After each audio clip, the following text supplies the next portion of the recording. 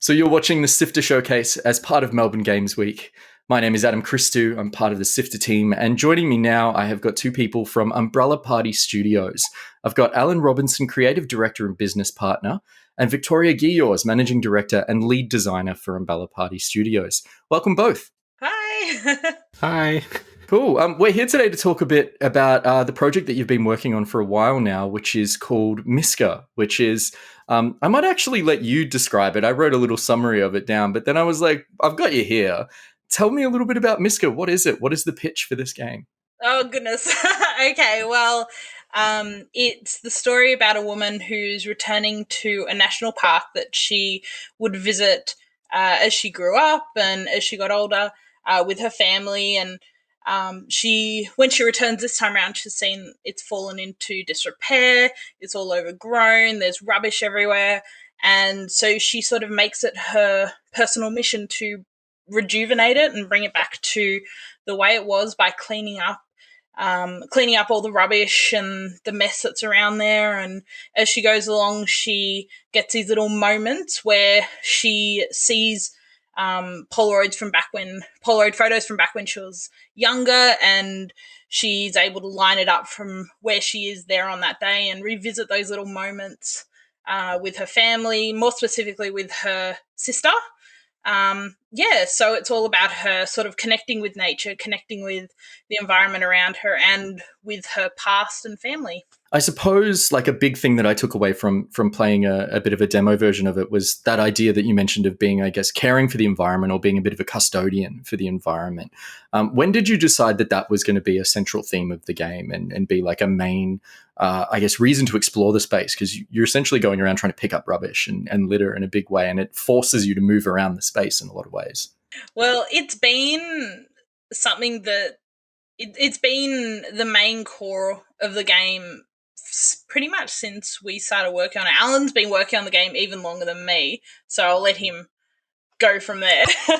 It's actually the first thing that we made, because when we first started it, it was just kind of everyone was telling us what games should be about, what type of games are really popular. It's like everyone's into shooters or adventure, like very hardcore things. And I was just kind of like, what if we just make a game about picking up rubbish and making things look nice? A little wholesome moment. And from there, it kind of expanded. And then we got to explore before COVID and before restrictions, we got to go out and go on road trips. And we really got to appreciate the environment here in Victoria. And from there, it kind of just bloomed from there, essentially. Are the environments that you've created for Miska based on physical spaces that you visited? Did you sketch environments to kind of create them? Are there any sort of like areas which I guess are one-for-one remakes of places that you found? Or how did you go about crafting that environmental space? The game itself is based in a fictional national park because there's so many elements of the Victorian wildlife and the environment that we want to portray that wouldn't naturally be right next to each other. So our trips were kind of just inspirational. We were there to see how rock formations work, or what certain plants you'd find next to each other. And yeah, we did a lot of sketching and just a lot of it helped with design as well through our hikes that were more like little trails, let's be honest. But but it was it was just kind of fun team building and also just an inspirational thing to go around. I think we went to the Grampians is the one that we went to, and it was really exciting because at least in the Grampians, there's so much wildlife that is just right there. And although definitely don't recommend you walk up to wild animals to pet them in real life, you should do it in the game when it's out.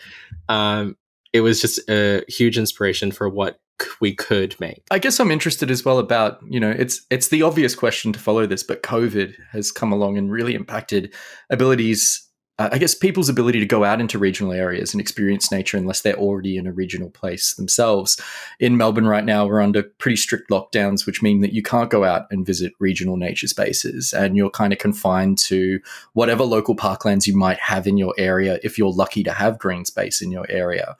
How has that experience over the last, say, 18 months impacted creating Miska in terms of how you think about, I guess, environments and spaces now?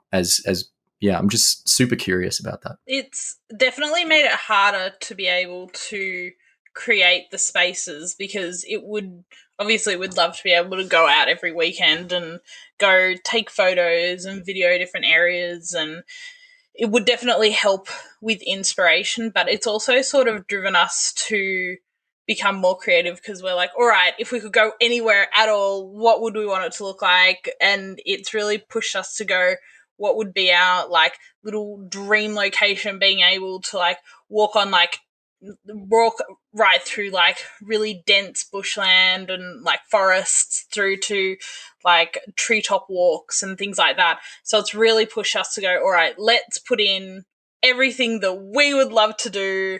If we had our own national park, what would we want to fill it with, in our dreamscape versus what is there? Especially because it's fictional, it means we do have a lot more leeway with what we add in and what we create and things like that. So yeah, it's sort of given us almost a bit more of a creative license with it, versus making it one for one of spaces that already exist.